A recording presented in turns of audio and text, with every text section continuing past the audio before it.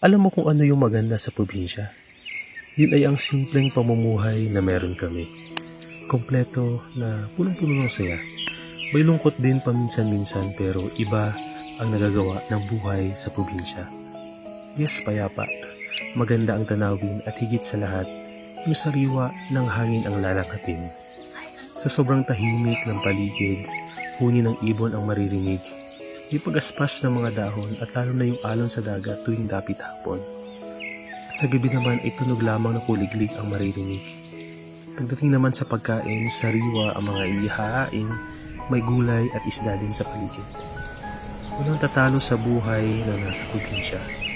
Kapag nandito ka, ayos ka. Kasi iba yung peace na nararamdaman mo kumpara sa syudad na nadatnan ko. Tunay na masarap sa pakiramdam. Marirelax kumbaga. Lalo na sa piling ng iyong pamilya. There's no